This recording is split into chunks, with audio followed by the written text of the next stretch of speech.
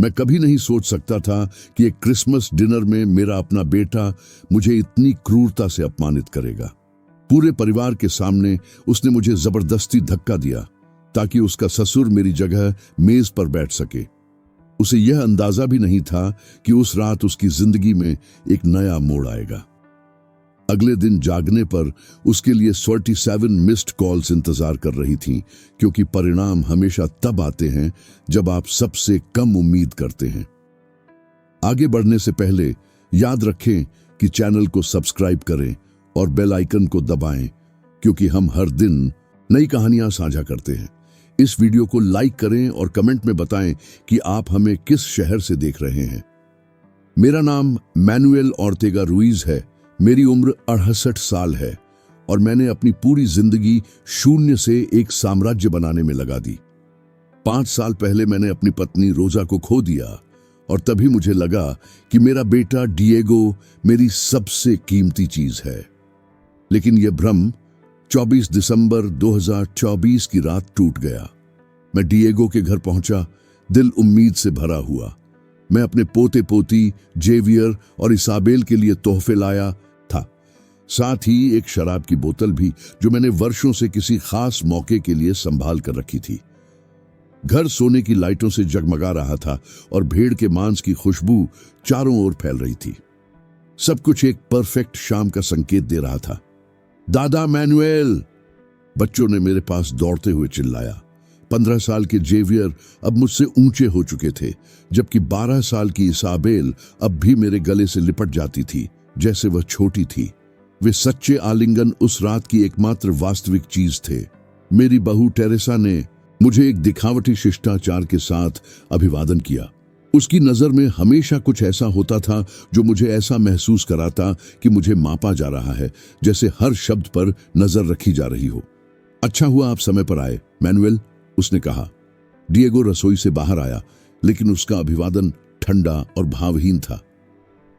Hello पापा, coat वहीं छोड़ दे, उसने कहा, जैसे मैं कोई आम मेहमान हूं।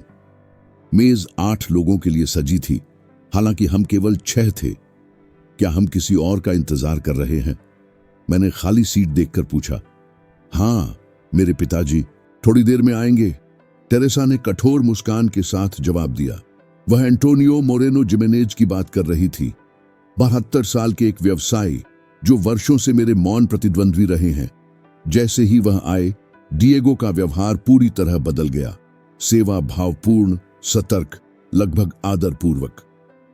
डॉन एंटोनियो, आपको यहां देखकर सम्मान की बात है, कृपया आएं। उसने उतना उत्साह दिखाया जितना उसने मुझसे कभी नहीं किया। मैं अपनी हमेशा की जगह पर बैठ गया, डिएगो के पास मेज के सिर पर, वही जगह जो रोजा के निधन और समारोहों के उनके घर जाने के बाद से मेरी थी। लेकिन तभी मेरे बेटे ने मुझे इतनी ठंडक से देखा कि मेरी रगों में जमी हो गई। पापा, कृपया वहां से उठ जाए, यह सीट डॉन एंटोनियो के लिए है। मैं विश्वास ही नहीं कर पा रहा था। डिएगो, यह हमेशा मेरी जगह रही है, यह मेरे परिवार में मेरा अधिकार है। कमरे में चुप्पी छा गई। टेरेसा ने नजरें नीचे कर ली, बच्चे ठहर गए और एंटोनियो चुपचाप एक अजीब संतोष के साथ देख रहे थे। पापा, चीजों को जटिल मत बनाइए, हिल जाइए, डिएगो ने कठोरता से कहा। मुझे समझ नहीं आ रहा कि यहां क्या हो रहा है, मैंने कहा, जब तक मुझे उसके हाथ मेरे कंधों पर नहीं लगे। डिएगो ने मुझे इतना जोर से धक्का दिया कि मैं सभी के सामने गिर पड़ा। 68 साल की उम्र में मेरा कमजोर शरीर उस धक्के को सहन नहीं कर सका और मैं सबके सामने जमीन पर गिर पड़ा। उसके बाद का सन्नाटा असहनीय था। मेरे पोते पोती ने मेरा नाम पुकारा, टेरेसा ने हाथों से मुंह ढक लिया और एंटोनियो की आंखों में मैंने कुछ देखा जिसने मेरी रगों में ठंडक पैदा कर दी, संतोष। फर्श पर दर्द और अपमानित महसूस करते हुए मैंने वह वाक्य सुना जिसने मुझे अंदर से तोड़ दिया। यह सीट मेरे ससुर के लिए है, उठ जाओ। उसी क्षण मेरा गर्व टूट गया और मेरे बेटे की छवि भी। जो प्यार मैंने जीवन भर उसके लिए महसूस किया, वह एक पल में ध्वस्त हो गया, जैसे ताश के पत्तों का महल। बच्चों ने मुझे उठने में मदद की। चेहरा आंसुओं और भ्रम से भरा हुआ। मैं ठीक हूं छोटी, मैंने इसाबेल को उसके बाल सहलाते हुए फुसफुसाया, हालांकि सच कुछ और था। भीतर एक तूफान उठ रहा था। डिएगो ने शांति से मेज पर बैठ गए, जबकि एंटोनियो मेरी जगह पर बैठे जैसे वह हमेशा से उनका था। टेरेसा ने नर्वस होकर डिनर परोसा, मेरी ओर देखकर बचती रही। मुझे एक द्वितीय स्थान पर बैठना पड़ा, जैसे मैं अपने ही परिवार में अजनबी हूं।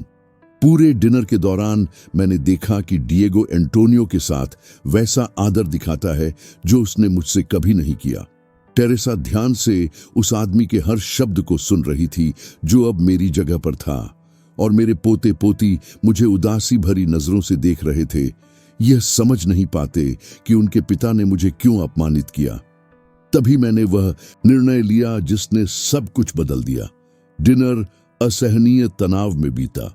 हरने वाला मुझे धोखा जैसा लग रहा था, और डिएगो और एंटोनियो की हर साझा हंसी मेरे भीतर चुभ रही थी। जेवियर और इसाबेल माहौल हल्का करने की कोशिश कर रहे थे, अपनी पढ़ाई की बातें करते हुए, लेकिन उन्हें भी महसूस हो रहा था कि परिवार में कुछ अहम टूट गया है। मैं सामान्य स्थिति लौटाने की कोशिश करता रहा। जेवियर ने इस टर्म में शानदार अंक हासिल किए, मैंने कहा, लेकिन डिएगो मुझे देखे बिना ठंडे स्वर में बोला, अच्छा डॉन एंटोनियो, भेड़ का मांस कैसा लग रहा है? ऐसा लगा जैसे मैं अदृश्य हो गया हूं। मैंने 42 साल उस आदमी को पाला, उसे सिद्धांत और मूल्य सिखाए, उसे सब कुछ दिया जो मेरे पास था, और अब वह मुझे अपनी मेज पर एक परेशान करने वाले अनचाहे मेहमान की तरह व्यवहार कर रहा था। डिनर खत्म होने पर मैं चुपचाप उठकर बाथरूम जाने का बहाना बनाया। किसी ने जवाब नहीं दिया। वे अपने ब्रांडी और बिजनेस की बातचीत में मग्न रहे, जिसमें विडंबना यह थी कि मैं, फैमिली कंपनी का संस्थापक, कोई महत्व नहीं रखता था। मैं धीमी चाल से बाथरूम तक गया, दरवाजा बंद किया और आईने में खुद को देखा। मैंने जो देखा वह एक ऐसा आदमी था जिसकी आंखें लाल थीं, न तो दुख से बल्कि एक ठंडी क्रोध से जो दृढ़ संकल्प में बदल रही थी। मैंने अपना फोन निकाला और उन नंबरों को डायल किया जो मुझे याद थे। पहली कॉल मेरे भरोसेमंद वकील एडुआर्डो रामिरेज सोटो को की। मैनुएल, क्रिसमस ईव है, इतनी जल्दी क्या मामला है? उसने नींद भरी आवाज में पूछा। एडुआर्डो, कल ही मैं चाहता हूं कि तुम सभी दस्तावेज तैयार करो जिनसे डिएगो को कंपनी में दिए गए सभी अधिकार रद्द हो जाए। पूरी तरह से सभी, मैंने दृढ़ता से कहा। दूसरी ओर सन्नाटा छा गया। क्या आप सुनिश्चित हैं? इसका मतलब होगा। मैं पूरी तरह जानता हूं इसका क्या मतलब है। साथ ही उसके नाम पर मौजूद सभी गारंटी रद्द करें, घर, कार, क्रेडिट कार्ड, सब कुछ। मेरे बेटे ने मुझे दिखा दिया कि वह असल में कौन है। अब मेरी बारी है कि उसे दिखाऊं कि मैं कौन हूं। दूसरी कॉल मेरी लेखाकार और वित्त निदेशक कार्मेन विडाल हेर्रा को की। कार्मेन, इस समय परेशान करने के लिए खेद है, लेकिन मुझे चाहिए कि आप कल डिएगो के साथ सभी संयुक्त खाते फ्रीज कर दें और उसके वेतन और कार्यकारी लाभ रोक दें। क्या कोई कानूनी समस्या है, डॉन मैनुएल? उसने आश्चर्यचकित होकर पूछा। नहीं कार्मेन, मैं सिर्फ वही वापस ले रहा हूं जो हमेशा मेरा रहा है, मैंने जवाब दिया। तीसरी कॉल सबसे निर्णायक थी। मैंने रोड्रिगो फर्नांडिस मोरालेस का नंबर डायल किया, जो कंपनी के पहले दिनों से मेरा दाहिना हाथ रहा है। रोड्रिगो, इस समय के लिए माफ करना। कल सुबह मुझे चाहिए कि तुम डिएगो की सभी चीजें उसके ऑफिस से निकाल दो। क्या आप उसे निकालना चाहते हैं बॉस? उसने सावधानी पूर्वक पूछा। बिल्कुल, अब वह कार्यकारी निदेशक नहीं है। कल से तुम इस पद को संभालोगे। तुरंत बर्खास्तगी का पत्र तैयार करो। उचित कारण, पूरी तरह से विश्वास खोना, समझे? हाँ, डॉन मैनुएल। और कुछ? हाँ, मैंने कठोर आवाज में कहा। उसके डेस्क पर एक नोट छोड़ो जिस पर लिखा हो, यह ऑफिस तुम्हारे लिए नहीं है। मैं चाहता हूं कि वह पूरी तरह समझे कि इसका क्या मतलब है। कॉल करने के बाद मैं कुछ मिनट और बाथरूम में रहा, अपने दिमाग में हर कदम व्यवस्थित करते हुए। मैं बदला नहीं लेना चाहता था, मैं न्याय चाहता था। दशकों तक मैंने अपनी जिंदगी एक व्यावसायिक साम्राज्य बनाने में लगा दी थी, समय, ऊर्जा और व्यक्तिगत पल बलिदान करके। मैं दिन के 18 घंटे काम करता रहा ताकि अपने परिवार को आरामदायक जीवन दे सकूं। और अब मेरा अपना बेटा मुझे दिखा रहा था कि यह सब प्रयास उसका बुनियादी सम्मान भी पाने के योग्य नहीं था। मैं खाने की जगह पर लौटा, चेहरे पर शांत मुस्कान रखी जो भीतर उबल रही तूफान को छुपा रही थी। वयस्कों की बातचीत चल रही थी जैसे मैं अदृश्य हूं। यूरोपीय बाजार बहुत अस्थिर हैं, एंटोनियो ने अपने कॉन्याक का गिलास घुमाते हुए कहा। बिल्कुल, डिएगो उत्साहित होकर बोला। इसलिए हमें लगता है कि हमारी कंपनियों का विलय बहुत फायदेमंद होगा। शब्द विलय मुझे बिजली की तरह लगा।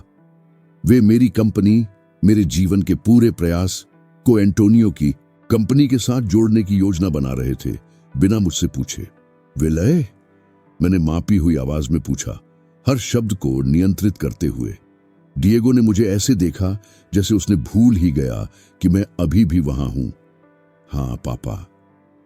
डॉन एंटोनियो और मैं कंपनी के लिए नए अवसरों के बारे में बात कर रहे थे। उसने अहंकार के साथ कहा जो मैंने कभी उसके अंदर नहीं देखा। तकनीकी रूप से। मैंने धीरे धीरे दोहराया, शब्द का आनंद लेते हुए। तुम कार्यकारी निदेशक हो। समझ गया। एंटोनियो ने धीमी और मापी हुई आवाज में हस्तक्षेप किया। मैनुएल, आपको समझना चाहिए कि आधुनिक व्यवसायों में नए विचारों की जरूरत होती है। डिएगो के पास नवीनतम प्रस्ताव है।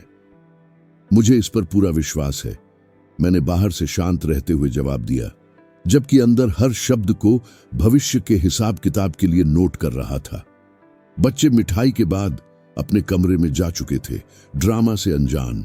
टेरेसा अपने आप ही प्लेट्स उठा रही थी, स्पष्ट रूप से असहज, लेकिन पुरुषों की बातचीत में हस्तक्षेप करने की हिम्मत नहीं कर रही थी।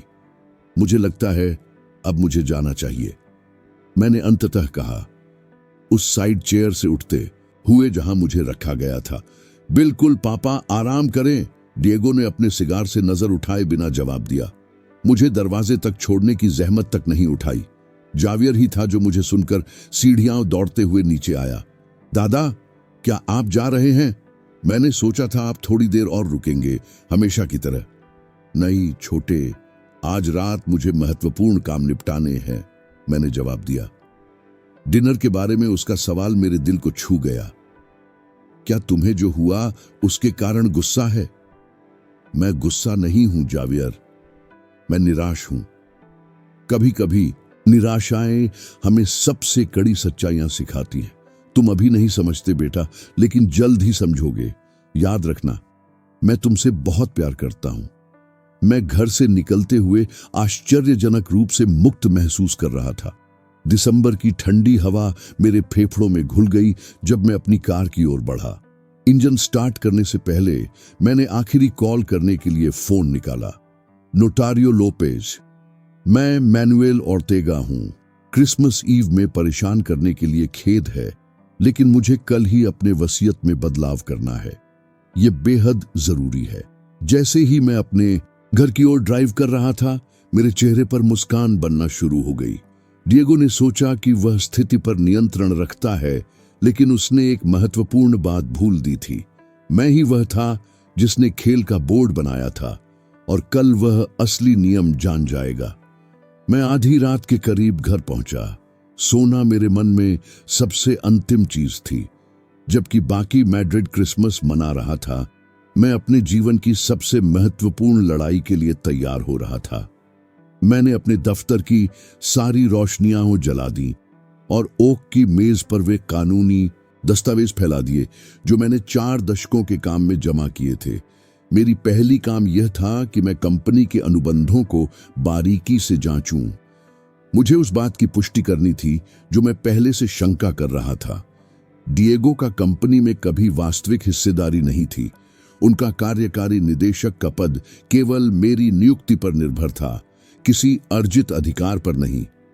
उसकी सारी सत्ता मेरी इच्छा की शर्तों पर थी, और वह इच्छा अब पूरी तरह बदल चुकी थी। जब मैं फाइलें और फोल्डर देख रहा था, तभी मेरा फोन बजा। यह कारमेन मेरी लेखाकार थी। डॉन मैनुएल, हमने पिछली बातचीत के बाद से खातों की जांच की है। ऐसी कुछ गंभीर बातें हैं जिनके बारे में आपको जानना चाहिए। बताइए कारमेन, मैंने कहा। डिएगो ने कंपनी के गारंटियों का इस्तेमाल व्यक्तिगत खर्चों के लिए अपेक्षा से कहीं अधिक रूप में किया है। वह अपार्टमेंट जिसकी मॉर्गेज है 600,000 यूरो, उसका स्पोर्ट्स कार 120,000 यूरो और कॉरपोरेट क्रेडिट कार्ड्स पर व्यक्तिगत खरीदारी 200,000 यूरो से अधिक है। यह खबर मुझे जोर से झकझोर गई। क्या वह किसी भुगतान में डिफॉल्ट में है? कई भुगतान लंबित हैं, बिना गारंटी के। उन्हें तुरंत क्रियान्वित किया जाएगा। बैंक्स कल से जब्ती शुरू कर देंगे अगर कोई गारंटी नहीं दी गई। ठीक है, सूर्योदय पर सभी गारंटियों को रद्द कर दीजिए, मैंने दृढ़ स्वर में आदेश दिया। क्या आप सुनिश्चित हैं डॉन मैनुएल? इससे उसकी वित्तीय स्थिति तबाह हो जाएगी, कारमेन ने पूछा। हाँ, मेरे बेटे ने एक बहुत अधिक मूल्यवान चीज बर्बाद कर दी है, हमारा रिश्ता। अब वह सीखेगा कि हर कार्रवाई के परिणाम होते हैं। फोन काटने के बाद मैं दस्तावेजों की जांच करता रहा जब तक मुझे वह नहीं मिल गया जो मैं ढूंढ रहा था। डिएगो के रोजगार अनुबंध। मेरी company Ortega constructions SL Diego को मासिक 8,000 यूरो वेतन देती थी। साथ ही company car, private health insurance, प्रतिनिधित्व व्यय और वार्षिक लाभ में हिस्सेदारी जैसे लाभ भी मिलते थे। ये सब कुछ घंटों में गायब होने वाला था। 3 बजे सुबह मैंने रोड्रिगो को फोन किया। बॉस, मैं आपकी बात सोच समझकर नहीं सो पाया। क्या आप सचमुच चाहते हैं कि मैं यह करूं? रोड्रिगो कंपनी के शुरुआती दिनों से मेरे दाहिने हाथ रहे। क्या आप मेरी राय पर भरोसा करते हैं? बिल्कुल डॉन मैनुएल, आपने मुझे गरीबी से निकाला और ऐसे मौके दिए जिनका मैंने कभी विचार नहीं किया था। तो अब मुझ पर भरोसा करो। डिएगो ने वह सीमा पार कर दी है जहां कोई वापसी संभव नहीं। सुबह ऑफिस जाओ, उसकी सारी निजी चीजें निकालो और वही नोट रख दो जैसा मैंने कहा। अगर वह आते हुए देखे तो मैं चाहता हूं कि वह महसूस करे कि अपनी जगह खोने का क्या मतलब है। सुबह 4 बजे मैंने पिछली 5 साल की वित्तीय रिपोर्टें देखीं और जो कुछ मैंने पाया उसने मुझे क्रोध और निराशा से भर दिया। डिएगो छोटे छोटे पतों को वर्षों से व्यक्तिगत खातों में हटा रहा था। कुछ अवैध नहीं, पर पूरी तरह अनैतिक था। वह निजी अनुबंध पाने के लिए कंपनी के संपर्कों का इस्तेमाल कर रहा था और कमीशन ले रहा था बिना मुझे बताए। उस रात उसने केवल मुझे अपमानित नहीं किया, उसने वर्षों तक मेरी विश्वसनीयता के साथ लगातार धोखा किया था। सुबह 5 बजे मैंने एडुआर्डो से फोन किया। मेरा वकील, मैनुएल, मैं दस्तावेज तैयार कर रहा हूं, पर इसके तुरंत कानूनी परिणाम होंगे। डिएगो आपको अनुचित बर्खास्तगी का मुकदमा कर सकता है। एडुआर्डो, मेरे पास फंड के गलत उपयोग, कॉरपोरेट संसाधनों के दुरुपयोग और अनघोषित हित संघर्षों के प्रमाण हैं। क्या तुम्हें लगता है कि वह मुकदमा करने की हिम्मत करेगा? समझ गया। दस्तावेज सुबह 8 बजे तैयार होंगे। अच्छा, साथ ही से सेरानो स्ट्रीट के उस अपार्टमेंट की संपत्ति के कागज भी तैयार रखो जो डिएगो के नाम पर पारिवारिक ऋण के रूप में पंजीकृत है। मैं उसे वापस लेना चाहता हूं। उसे भी कोई सामान्य व्यक्ति की तरह किराया देना सीखना चाहिए। 6 बजे जब मैं कॉफी बना रहा था, मुझे मेरी पोती इसाबेल का संदेश मिला। दादा, पापा बहुत घबराए हुए हैं। वह पूरी रात फोन पर बात कर रहा है। क्या सब ठीक है? सब ठीक हो जाएगा छोटी, तुम्हारा दादा तुम्हें बहुत प्यार करता है। 7 बजे आया पूरे ऑपरेशन का सबसे संतोषजनक पल। मैंने बैंको सेंट्रल हिस्पानो को कॉल किया। यह मैनुएल ऑर्टेगा रूइज बोल रहा है। मुझे तुरंत डिएगो ऑर्टेगा वाजकज के नाम पर साइन किए गए सभी गारंटी रद्द करने हैं। मॉर्गेज, क्रेडिट कार्ड्स, सब कुछ। सुनिए श्री ऑर्टेगा, इसका मतलब है कि भुगतान तुरंत लागू हो जाएगा। दूसरी तरफ से आवाज बोली, मुझे इसकी पूरी जानकारी है, आगे बढ़ाइए। दस्तावेज 1 घंटे में तैयार रहेंगे। डिएगो को सूचित करने की जरूरत नहीं है, वह बहुत जल्द ही पता लगा लेगा। 8 बजे एडुआर्डो सभी दस्तावेज लेकर आ गया। मैंने प्रत्येक पर अटूट संकल्प के साथ हस्ताक्षर किए। कार्यकारी शक्तियों की रद्दीकरण, बैंकिंग अधिकारों की वापसी, तात्कालिक पद मुक्तिकरण, पारिवारिक आहरण के रूप में दी गई संपत्तियों की वापसी। मैनुएल, एक बार आप यह साइन कर देंगे तो कोई वापसी नहीं होगी, एडुआर्डो ने कहा। कुछ घंटे पहले ही मेरे बेटे ने मेरे पोते पोतियों के सामने मुझे जमीन पर धक्का दिया और मेरी जगह किसी और को दे दी। क्या आपको लगता है कि अब कोई वापसी संभव है? मैंने आखिरी दस्तावेज पर 8:30 पर हस्ताक्षर किए और 9 बजे रोड्रिगो को कॉल कर यह पुष्टि की कि सब तैयार है। बॉस, मैंने उसकी सारी चीजें निकाल दी हैं, कंप्यूटर, डिप्लोमा, यहां तक कि उसकी खिड़की वाली पौधा भी। सब कुछ बॉक्सों में वेयरहाउस में है और नोट ठीक उसके डेस्क के मध्य में रखा गया है। बिल्कुल, उसे सामान्य रूप से अंदर आने दो, वह सब कुछ स्वयं ही देखेगा।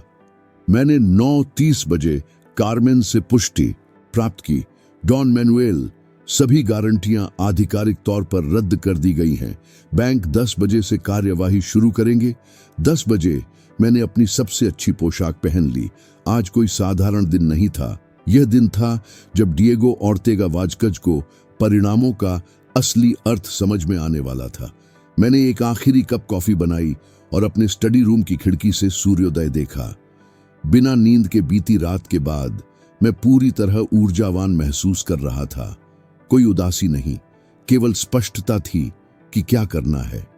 मेरा फोन म्यूट था, लेकिन मैं नोटिफिकेशन देख सकता था। मिस्ड कॉल, संदेश, ईमेल। तूफान शुरू हो चुका था। डिएगो अपने जीवन के सबसे बुरे दिन का सामना करने वाला था और मैं तैयार था यह देखने के लिए कि कैसे वह अंततः समझेगा कि अपने पिता को कम आंकना उसका सबसे महंगा गलती थी। 25 दिसंबर की सुबह वह अजीब सी बेचैनी और पेट में हलचल के साथ उठा, एक पूर्वाभास जो उसकी चेतन मन अभी तक नहीं समझ पाई थी।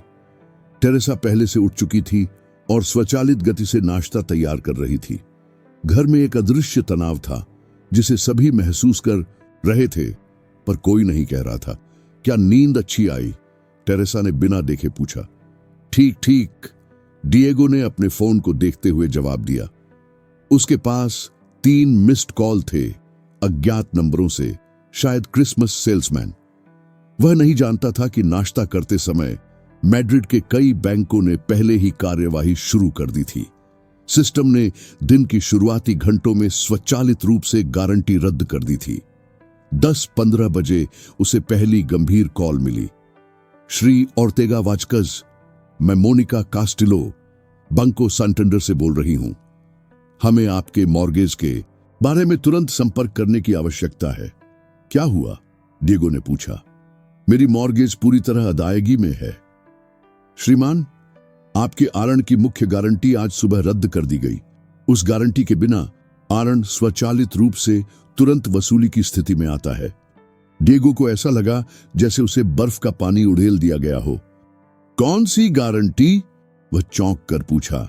मैनुएल ओर्तेगा रुइज द्वारा साइन की गई गारंटी। बिना उस गारंटी के आपको पूरा ऋण चुका देना होगा या हम मॉर्गेज की कार्यवाही करेंगे। कॉल कट गई। उसे स्तब्ध छोड़ दिया। इससे पहले कि वह प्रतिक्रिया कर पाता, फोन फिर से बजा। Shri Diego Ortega, BBVA risk department. Diego की कॉरपोरेट क्रेडिट लाइन उसकी गारंटी रद्द होने के कारण निलंबित कर दी गई थी। उसे तुरंत कार्यालय में उपस्थित होना था। प्रतिक्रिया देने से पहले एक और कॉल आई। बैंको पॉपुलर ने सूचित किया कि उसका कॉरपोरेट क्रेडिट कार्ड ब्लॉक कर दिया गया है। फिर काइशा बैंक ने अग्रिम कार्यवाही की सूचना दी और बैंको सबडेल ने तुरंत कार्यवाही आदेश दिया। केवल 15 मिनट में डिएगो को बैंकों, बीमा कंपनियों, डीलरों और सप्लायर्स से 47 कॉल मिली। उसका वित्तीय संसार उसके सामने ढह रहा था और वह रसोई में पजामे में खड़ा था। टेरेसा उसे भयभीत दृष्टि से देख रही थी। क्या हो रहा है डिएगो? इतने सारे कॉल क्यों? मुझे नहीं पता, उसने फुसफुसाया। हालांकि उसके मन में एक भयानक शक बनना शुरू हो चुका था। उसके पिता की पिछली रात की बातें जोर से गूंज रही थीं। तकनीकी रूप से मैं कार्यकारी निदेशक हूं। सुबह 11 बजे उसने तुरंत कंपनी जाने का निर्णय लिया। उसे समझना था कि क्या हो रहा है और सबसे महत्वपूर्ण, इस अप्रत्याशित संकट का सामना करने के लिए कॉरपोरेट संसाधनों तक पहुंच पुनः प्राप्त करनी थी।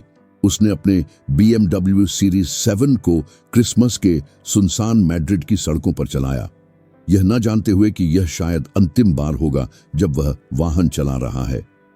डीलरशिप को पहले ही लीज भुगतान न होने के कारण रिकवरी आदेश मिल चुका था। वह 11:30 बजे ऑर्टेगा कंस्ट्रक्शंस की इमारत में पहुंचा। सुरक्षा गार्ड ने सामान्य रूप से अभिवादन किया। कोई संकेत नहीं था कि कुछ बदल गया हो। डिएगो एलिवेटर से 5वीं मंजिल पर गया, जहां उसका कार्यकारी निदेशक कार्यालय था। बाहर निकलते ही उसने कुछ अजीब देखा। रोड्रिगो फर्नांडेज अपने डेस्क के पीछे बैठा था, स्पष्ट रूप से कार्यकारी फाइलों के दस्तावेजों की जांच कर रहा था। रोड्रिगो, तुम मेरे ऑफिस में क्या कर रहे हो? रोड्रिगो ने असुविधाजनक परंतु दृढ़ अभिव्यक्ति के साथ देखा। सुप्रभात डिएगो। खैर, यह अब तुम्हारा ऑफिस नहीं है। कैसे नहीं मेरा ऑफिस? डिएगो अविश्वास से पूछता है। डेस्क पर रखे पत्र को पढ़ो। डिएगो पास गया और देखा कि डेस्क के मध्य में हाथ से लिखा नोट रखा है, उसके पिता की पहचानने योग्य लिखावट में। यह कार्यालय तुम्हारे लिए नहीं है। शब्दों ने उसे मुक्का मारा जैसे लग रहा हो। यह वही वाक्य था जो उसके पिता ने पिछली रात कहा था, पर अब सीधे उसे संबोधित किया गया था। उसके घुटने कमजोर हो गए। रोड्रिगो, यह तो मजाक हो सकता है। यह मजाक नहीं है डिएगो। डॉन मैनुएल ने मुझे आज सुबह कार्यकारी निदेशक नियुक्त किया है। तुम्हारे पास 5 मिनट हैं अपने सामान को गोदाम से उठाने और भवन छोड़ने के लिए। यह असंभव है। मैं कार्यकारी निदेशक हूं। मैंने वर्षों तक इस कंपनी को अपने पिता के साथ बनाया। अब नहीं डिएगो। दस्तावेज आधिकारिक रूप से फाइल किए गए हैं। उचित कारण, विश्वास की हानि और हित संघर्ष। डिएगो ने अपने पिता को कॉल करने की कोशिश की, लेकिन रोड्रिगो ने उसे एक बंद लिफाफा दिया। डॉन मैनुएल ने कहा कि यह तुम्हें दिया जाए। कंपकंपाती हाथों से डिएगो ने लिफाफा खोला और एक टाइप की हुई पत्र पाई, कंपनी के लेटर हेड पर। डिएगो, हमारे कर्मों के परिणाम कभी कभी तब आते हैं जब हम कम उम्मीद करते हैं। पिछली रात तुमने मुझे सिखाया कि तुम्हारे जीवन में मेरी जगह अब नहीं है। आज मैं तुम्हें सिखाता हूं कि मेरी कंपनी में तुम्हारी जगह भी नहीं है। तुम्हारे पास दोपहर 12 बजे तक मेरी नामित किसी भी संपत्ति को खाली करने का समय है। सियरानो का अपार्टमेंट, कार, सब कुछ। अपने संसाधनों से जीना सीखो जैसे तुम्हें वर्षों पहले सीखना चाहिए था। मुझे मत खोजो, मुझे कॉल मत करो, मध्यस्थ प्रयास मत करो। यह निर्णय अंतिम और अपरिवर्तनीय है। तुम्हारा पिता, जो अब तुम्हें नहीं पहचानता, मैनुएल ऑर्टेगा रूइज। डिएगो ने पत्र 3 बार पढ़ा, जब तक उसने इसका पूरा अर्थ समझ नहीं लिया। यह केवल उसका पद नहीं था, यह सब कुछ था। घर, कार, जीवन शैली, आर्थिक सुरक्षा, सब कुछ एक ही सुबह में समाप्त हो गया। रोड्रिगो, तुम्हें मेरी मदद करनी होगी। तुम मेरे पिता को जानते हो। यह पागलपन है। नहीं डिएगो, यह कुछ अंतिम है। मैंने देखा जो तुमने कल रात किया। मेरी पत्नी को जब मैंने बताया तो वह क्रोधित हो गई। डॉन मैनुएल न्यायप्रिय हैं, लेकिन निर्दयी भी। जब वह निर्णय लेते हैं तो कोई पीछे हटने का रास्ता नहीं होता। लेकिन मैं उनका बेटा हूं, उनका इकलौता बेटा। तुम उनके बेटे थे। कल रात तुमने कुछ और बनने का चुनाव किया। डिएगो इमारत से जैसे नींद में हो चला। पार्किंग में उसने देखा कि उसकी BMW को एक ट्रक पकड़ रहा है। चालक ने उसे भुगतान न करने के कारण रिकवरी का कोर्ट ऑन ऑर्डर दिखाया। रुको, इसमें गलती होनी चाहिए। नहीं श्रीमान, लीज की अवधि समाप्त हो चुकी है और कोई गारंटी नहीं है। वाहन तुरंत पुनः प्राप्त किया जाएगा। उसे कई सालों बाद निकटतम मेट्रो स्टेशन तक पैदल जाना पड़ा। रास्ते में उसका फोन लगातार बज रहा था। बैंक, लेनदार, सप्लायर्स सभी तत्काल भुगतान की मांग कर रहे थे। उसका वित्तीय संसार तेजी से ढह रहा था। जब वह अंततः अपने अपार्टमेंट पहुंचा तो उसने देखा टेरेसा सोफे पर रो रही थी, हाथ में एक न्यायिक नोटिफिकेशन लिए। डिएगो, हमारे पास घर छोड़ने के लिए केवल 24 घंटे है। मॉर्गेज कार्यवाही शुरू होगी। क्या? उसने आश्चर्यचकित होकर पूछा। तुम्हारे पिता ने सभी गारंटियां रद्द कर दी। हमें 600,000 यूरो का भुगतान करना है जो हमारे पास नहीं है। डिएगो हारकर एक कुर्सी पर बैठ गया। 12 घंटे से भी कम समय में उसने अपनी नौकरी, कार, घर और आर्थिक स्थिरता खो दी थी। लेकिन सबसे दर्दनाक यह था कि उसने अपने पिता को भी खो दिया। पिछली रात उसके पिता के शब्द अब सज्जन की तरह गूंज रहे थे। ये जगह मेरे ससुर की है, बाहर। अब वही सब कुछ से बाहर था। अगले 2 घंटे उसने इस आपदा की गंभीरता को समझने की कोशिश में बिताए। टेरेसा रोते और चिल्लाते हुए सबसे कीमती चीजों को पैक कर रही थी। जो भी संभव हो सके उसे बचाने की कोशिश कर रही थी। यह तुम्हारी गलती है, वह चिल्लाते हुए आभूषण एक सूटकेस में डाल रही थी। तुम इतने मूर्ख कैसे हो सकते हो, अपने ही पिता को बच्चों के सामने धक्का देना। टेरेसा, शांत हो जाओ, यह सुलझ सकता है। मुझे केवल उससे बात करनी है। डिएगो ने उसे शांत करने की कोशिश की। बात करनी? डिएगो, उन्होंने हमसे सब कुछ छीन लिया, घर, कार, तुम्हारी नौकरी। हम मेरे माता पिता को क्या कहेंगे? इस सवाल ने उसे मुक्के की तरह मारा। एंटोनियो मोरेनो, उसके ससुर, ने देखा था कि डिएगो ने मैनुएल को कैसे अपमानित किया। एंटोनियो के लिए पारिवारिक सम्मान और पितृसत्तात्मक गरिमा पवित्र थे। कांपते हाथों से डिएगो ने अपने ससुर का नंबर डायल किया, समर्थन की तलाश में, कोई सहयोगी, कोई जो उसके लिए हस्तक्षेप करे। एंटोनियो, मैं डिएगो हूं, मुझे आपसे तुरंत बात करनी है। जिस आवाज ने जवाब दिया वह ठंडी और कटु थी। डिएगो, मैं तुम्हारे कॉल की प्रतीक्षा कर रहा था। कुछ भयंकर हुआ है। मेरे पिता ने अपना दिमाग खो दिया। उन्होंने केवल पारिवारिक बहस के कारण मुझसे सब कुछ ले लिया। मुझे आपकी मदद चाहिए। ठंडी खामोशी रही। एक मामूली बहस, क्या तुमने अभी यही कहा? एंटोनियो ने दृढ़ता से कहा। नहीं डिएगो, मुझे समझ में नहीं आता, क्योंकि मैं कभी भी मेरे पिता का ऐसा अपमान नहीं करता जैसा तुमने कल रात किया। डिएगो ने महसूस किया कि डर उसे निगल रहा है। एंटोनियो, कृपया। टेरेसा और बच्चों को स्थिरता चाहिए। मुझे पता है कि आप इसे समझ सकते हैं। मैं जो समझता हूं वह यह है कि मैंने देखा कि एक 42 साल का आदमी ने सार्वजनिक रूप से अपने पिता को अपमानित किया, जिसने उसे सब कुछ दिया। मैंने देखा कि तुमने मैनुएल को जमीन पर धक्का दिया ताकि मुझे एक सीट दे सको जो मैंने कभी नहीं मांगी या चाही थी। मुझे लगा कि तुम्हें सम्मान का इशारा पसंद आएगा। सम्मान डिएगो, सम्मान दूसरों का अपमान करके नहीं बनाया जाता, और विशेष रूप से अपने पिता का अपमान करके नहीं। डिएगो ने एंटोनियो की आवाज में बढ़ते तिरस्कार को सुना। उसका अंतिम सहारा उसके सामने गायब हो रहा था। एंटोनियो, हम परिवार हैं। टेरेसा तुम्हारी बेटी है, बच्चे तुम्हारे पोते हैं। बिल्कुल, और इसलिए मैं यह नहीं होने दूंगा कि वे सोचें कि यह व्यवहार स्वीकार्य है। टेरेसा और बच्चे हमेशा मेरे समर्थन में रहेंगे। लेकिन तुम, डिएगो, ने साबित कर दिया कि तुम भरोसेमंद नहीं हो। तुम क्या कहना चाहते हो कि कोई भी आदमी जो अपने पिता को धोखा दे सकता है, वह किसी को भी धोखा दे सकता है। कोई आर्थिक मदद नहीं, मेरी कंपनियों में कोई नौकरी नहीं, न ही मेरे घर में कोई आश्रय। डिएगो ने महसूस किया कि उसके पैर कमजोर हो रहे हैं। तुम गंभीर नहीं हो सकते। मैं अपनी जिंदगी में इतना गंभीर कभी नहीं रहा।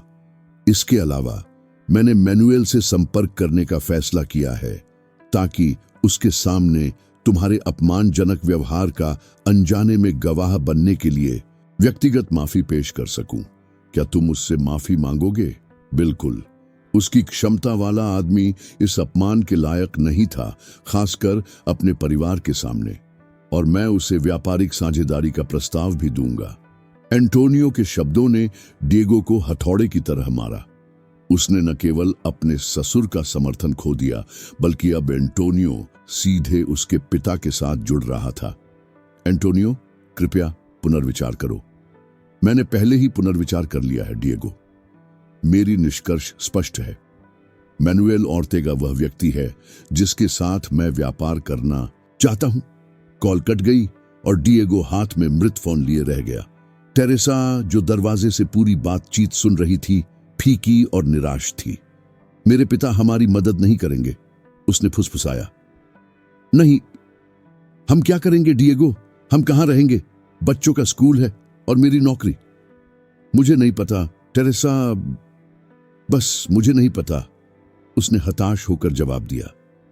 उस क्षण हावियर और इजाबेल सीढ़ियों से नीचे उतरे, चिल्लाने और सूटकेस और डिब्बों के अव्यवस्था की आवाज सुनकर सतर्क होकर। क्या हो रहा है? जावियर ने पूछा, एक किशोर की चिंता के साथ, जो महसूस कर रहा था कि उसकी दुनिया बदल गई है। मां क्यों रो रही है? इजाबेल ने कांपती आवाज में जोड़ा। डिएगो ने उन्हें देखा और उसे शर्मिंदगी का एक तीव्र झटका महसूस हुआ, किसी भी अन्य भावना से ज्यादा।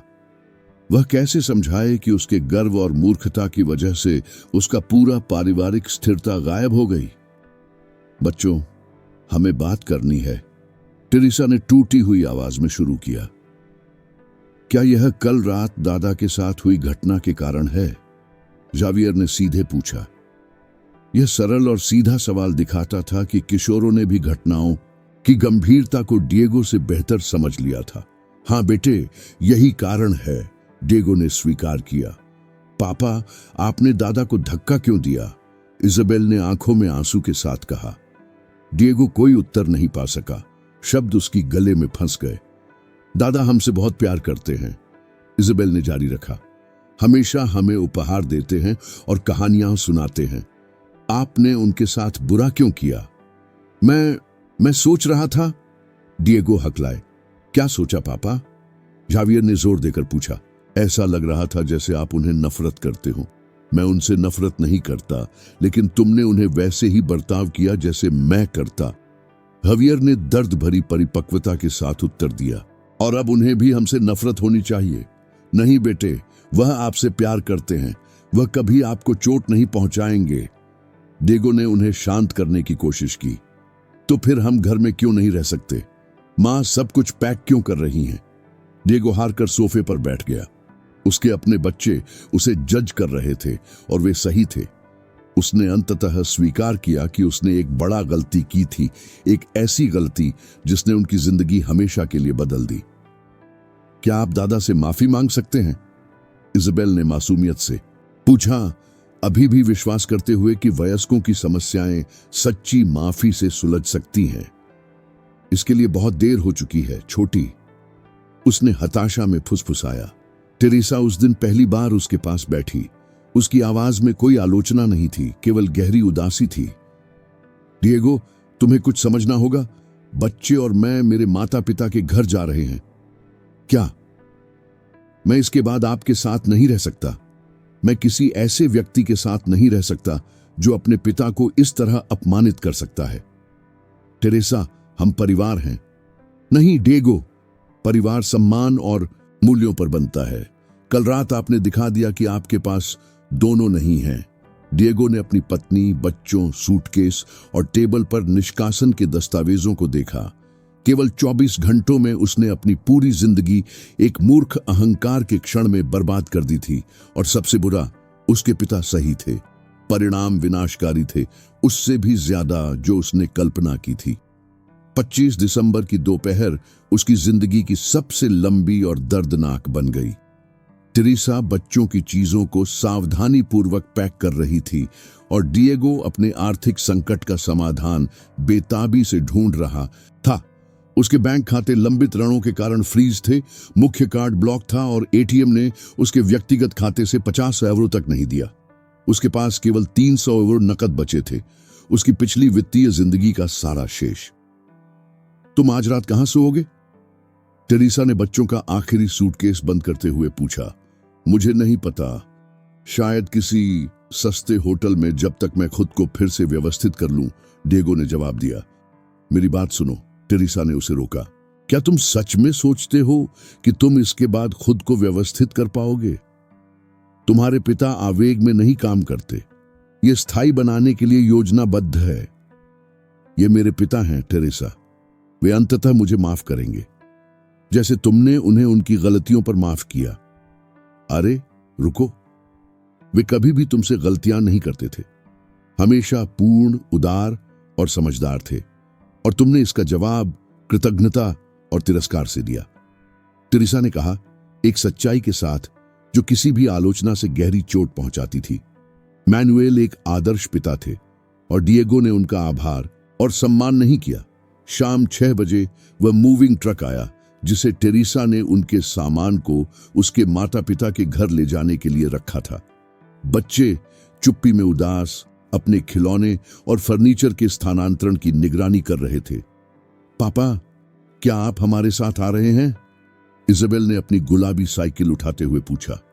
नहीं प्यारी, पापा को पहले कुछ समस्याओं को हल करना है। कब हल करेगा?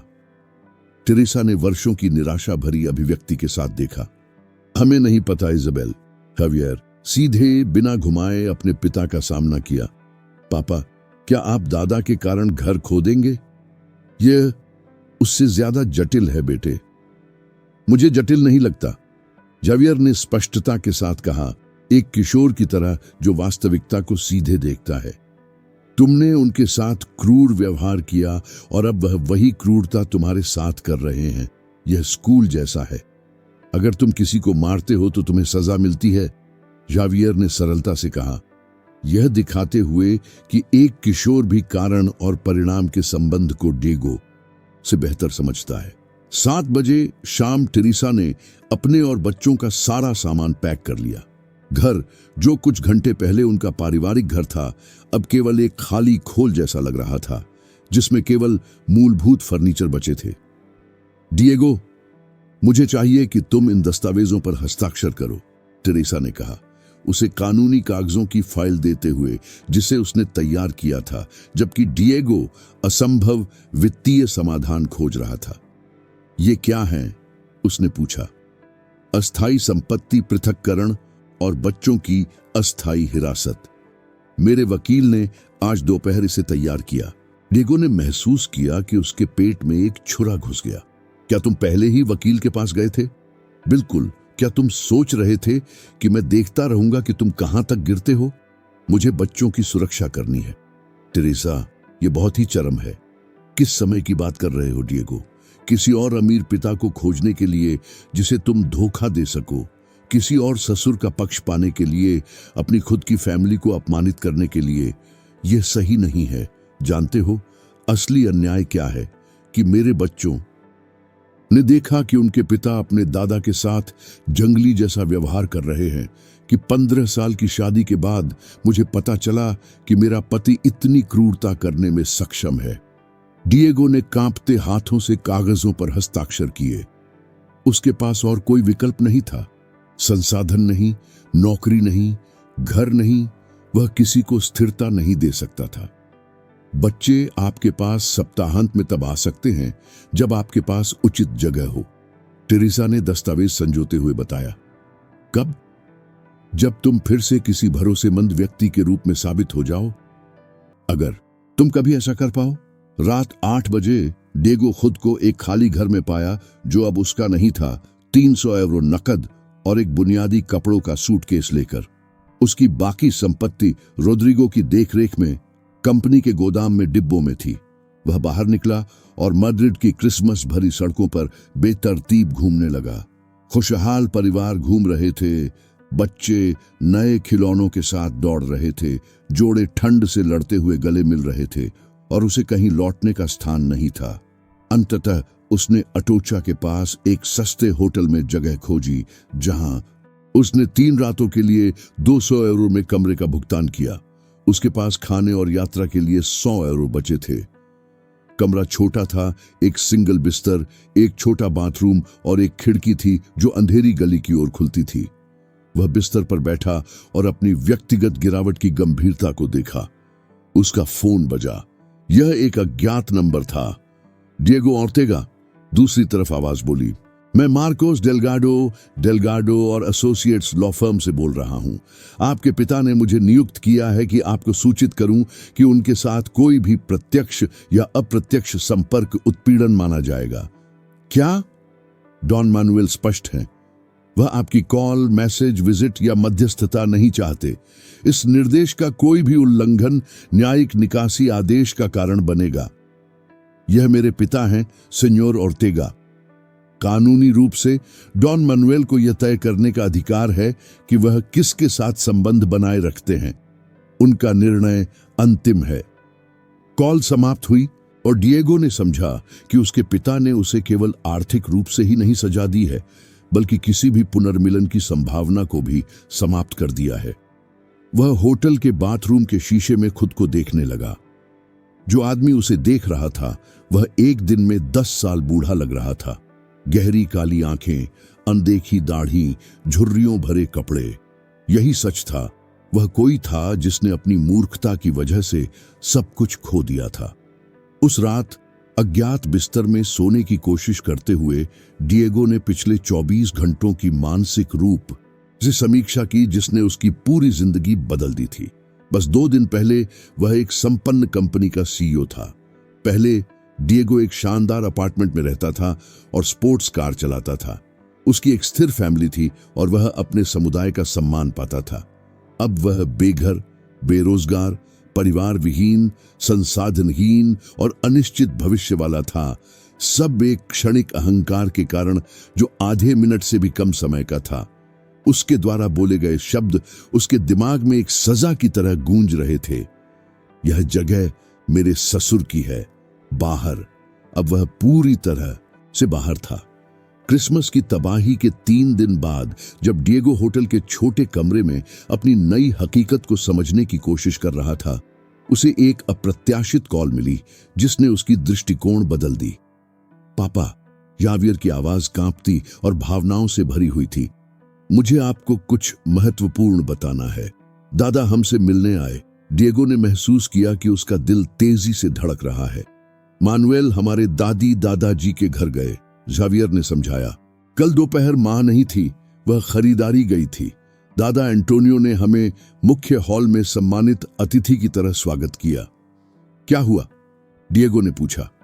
उसने कभी अपने पिता को इतना उदास नहीं देखा था, लेकिन वह अलग भी दिख रहे थे, अधिक स्थिर, जैसे कंपनी में महत्वपूर्ण निर्णय लेते समय। डिएगो ने आंखें बंद की और दृश्य की कल्पना की। मानुएल अपने प्रतिष्ठित सम्मान के साथ स्थिति का सामना कर रहे थे। उन्होंने हमसे, इजाबेल और मुझसे कहा कि हम उनके साथ बैठें। जावियर ने जारी रखा। उन्होंने समझाया कि जो आपके साथ हुआ वह हमारे कारण नहीं हुआ और कि वे हमें हमेशा की तरह प्यार करते हैं। और क्या कहा कि वयस्क कभी कभी गंभीर परिणाम वाले निर्णय लेते हैं, लेकिन हम पोते पोतियां उन निर्णयों के लिए जिम्मेदार नहीं हैं। मनुएल के शब्द दिखाते हैं कि वह किस प्रकार के व्यक्ति हैं। दर्द और निराशा के बीच भी वह बच्चों को वयस्क संघर्ष में नहीं फंसने देते। इजबेल ने पूछा कि क्या वे उनसे नाराज हैं, और जावियर ने कहा कि दादा ने सुनिश्चित किया कि वे कभी गुस्सा नहीं हो सकते क्योंकि उन्होंने कुछ गलत नहीं किया। और मां ने कैसे प्रतिक्रिया दी? वह बहुत नर्वस हो गई। मुझे लगता है कि उन्हें डर था कि दादा मानुएल उन्हें दोष देंगे, लेकिन उन्होंने शिष्टता से कहा कि वे आपके साथ अलग होने के निर्णय को समझते हैं। डिएगो ने एक और दर्द की झटका महसूस की। उनके पिता ने उन्हें केवल सजा नहीं दी, बल्कि उनके पीछे छोड़ने वालों के निर्णय को भी मान्यता दी। पापा, क्या मैं आपसे कुछ पूछ सकता हूं? बिल्कुल जावियर। आपने दादा के साथ इतना क्रूर व्यवहार क्यों किया? उसके बेटे के सीधे सवाल ने उसे उस सच्चाई का सामना करने पर मजबूर किया जिसे वह टाल रहा था। उसके व्यवहार का कोई औचित्य नहीं था। बेटा, मुझे लगा कि मैं सही कर रहा हूं। मैंने सोचा कि दादा एंटोनियो को सम्मान देना महत्वपूर्ण है। लेकिन पापा, किसी को सम्मान देना दूसरे के प्रति सम्मान खोने का मतलब नहीं होता। ये मैंने 8 साल की उम्र में सीख लिया था। अपने बेटे की स्पष्टता ने उसे जैसे झटका दे दिया। एक बच्चा उस बुनियादी सम्मान को समझ रहा था जिसे उसने अपने 42 साल की उम्र में पूरी तरह नजरअंदाज किया था। तुम सही हो जावियर, मैंने भयानक गलती की। क्या आप इसे सुधार सकते हैं? मुझे नहीं पता बेटा। तुम्हारे दादा बहुत दुखी हैं, लेकिन आप भी, है ना? माँ कहती हैं कि आपने नौकरी और घर खो दिया। हाँ, मैंने बहुत कुछ खो दिया। क्या आपने खोया या आपको सजा के रूप में छीना गया? फिर से एक किशोर की कठोर दृष्टि परिणाम संयोग नहीं थे, बल्कि उनके कार्यों का प्रत्यक्ष नतीजा थे। मुझे सजा के रूप में छीना गया बेटा, जैसे तुम्हारा प्ले स्टेशन छीन लिया जाता है, बिल्कुल वैसे ही। और क्या आपको लगता है कि आप इसके योग्य थे? डिएगो चुप रहा। यह पहली बार था जब किसी ने उससे इतना सीधा सवाल किया, और पहली बार उसने खुद से ईमानदारी से पूछा। हाँ जावियर, मुझे लगता है कि मैं इसके योग्य था। तो शायद दादा तुम्हारे साथ क्रूर नहीं है, बल्कि न्याय कर रहे हैं। अपने बेटे के शब्द टेरेसा की किसी भी निंदा, आर्थिक अपमान या भौतिक हानि से कहीं गहरे उतरे। एक किशोर ने वह सच्चाई व्यक्त की जिसे डिएगो स्वीकार नहीं करना चाहता था। मैनुएल बदला नहीं ले रहे थे, वे न्याय कर रहे थे। पापा, आप वहां हैं? हाँ बेटा, दादा ने हमें और कुछ कहा। हमें तय करना होगा कि हम उनके साथ संबंध बनाए रखना चाहते हैं या आपके साथ, क्योंकि वह अब कभी आपके समान स्थान पर नहीं होंगे। आपने क्या तय किया? हमने कहा कि हमें चुनने के लिए मजबूर करना सही नहीं है। हम आपसे और उनसे दोनों से प्यार करते हैं, भले ही समस्याएं रही हों। उन्होंने कैसे प्रतिक्रिया दी? उनकी आंखों में आंसू भर आए। उन्होंने हमें गले लगाया और कहा कि हम बहुत समझदार हैं। फिर उन्होंने सुझाव दिया कि हम बुधवार की दोपहर और रविवार की सुबह मिले, बिना आपके या उनके बारे में बात किए, अलग अलग समय में। डिएगो ने राहत और दुख दोनों महसूस किया। उनके पिता ने पोते पोतियों के साथ संबंध बनाए रखने का तरीका खोज लिया था, बिना अपनी खुद की निर्णय को तोड़े। आपने स्वीकार किया, हाँ, लेकिन पापा बहुत अलग हैं। यह जैसे दो अलग जिंदगी जीने जैसा है। मुझे खेद है बेटा, मुझे खेद है कि मैंने आपको इस स्थिति में डाल दिया। क्या आप उनके साथ चीजें सुधारने की कोशिश करेंगे? मैं नहीं कर सकता जावियर। तुम्हारे दादा ने स्पष्ट कर दिया है कि वे मुझसे कुछ नहीं चाहते। आप कोशिश भी नहीं करेंगे? कैसे कर सकता हूं जब वह मुझे पास आने तक भी अनुमति नहीं देते? मुझे नहीं पता पापा, लेकिन दादा हमेशा कहते हैं कि कठिन समस्याओं के लिए रचनात्मक समाधान चाहिए। फोन काटने के बाद डिएगो होटल के बिस्तर पर बैठा रहा, बातचीत को पचाते हुए। उसके बच्चों ने अपने दादा के साथ संबंध बनाए रखा, लेकिन अपनी जिंदगी अलग करके। सब कुछ एक अहंकार के क्षण के लिए। सबसे प्रभावशाली था बच्चों की परिपक्वता, जो उसके अपने 42 साल की अपरिपक्वता के सामने थी। मैड्रिड में नौकरी की तलाश करते हुए चलते हुए डिएगो ने एक महत्वपूर्ण समझ हासिल की। यह केवल खोई हुई चीजों को वापस पाने की बात नहीं थी, बल्कि किसी ऐसे व्यक्ति बनने की थी जो इसे वापस पाने के योग्य हो। एक नौकरी, घर या कार वापस पाना किसी धोखे खाए व्यक्ति, खासकर अपने पिता, का सम्मान वापस पाने से कहीं आसान था। क्रिसमस की तबाही के 2 सप्ताह बाद डिएगो ने अपने आर्थिक संसाधनों का लगभग पूरा उपयोग कर लिया था। होटल का भुगतान करने के बाद बचे 100 यूरो भोजन और सार्वजनिक परिवहन में चले गए, जबकि वह काम की बेताबी से तलाश में था। उसका रिज्यूमे, जो पहले उसके उपनाम और संपर्कों की वजह से दरवाजे खोलता था, अब लगातार अस्वीकार किया जा रहा था। मैड्रिड के निर्माण उद्योग में, जहां सभी एक दूसरे को जानते थे, मैनुएल ओर्तेगा के साथ उसके संघर्ष की खबर तेजी से फैल गई थी। मुझे खेद है सेन्योर ओर्तेगा, लेकिन कोई खाली पद नहीं है। हर ऑफिस में उन्हें यह कहते हुए देखा जाता, मुस्कान के साथ जो असली संदेश को छुपाती थी, आप स्वागत योग्य नहीं हैं। कोई भी उस बेटे को नौकरी पर रखने को तैयार नहीं था जिसने मैनुएल ओर्तेगा को धोखा दिया था। जनवरी के चौथे दिन, बिना पैसे के और यहां तक कि एक हॉस्टल के लिए भी, डिएगो को अपने अहंकार को ऐसे त्यागना पड़ा जैसा उसने कभी कल्पना नहीं की थी। वह मैड्रिड के बाहरी इलाके में एक औद्योगिक सफाई कंपनी में गया और नौकरी के लिए आवेदन किया। क्या आपके पास सफाई का अनुभव है? 45 वर्षीय पर्यवेक्षक रेमिडियोस सांचेज ने पूछा, जो उसका इंटरव्यू ले रही थी। नहीं, लेकिन मैं जल्दी सीखता हूं और मुझे तुरंत काम की जरूरत है। किसी ऐसे व्यक्ति के लिए जिसकी पेशेवर पृष्ठभूमि है, यह नौकरी क्यों चाहिए? उन्होंने जोड़ा। डिएगो ने सत्य और विनम्रता के मिश्रण के साथ जवाब दिया।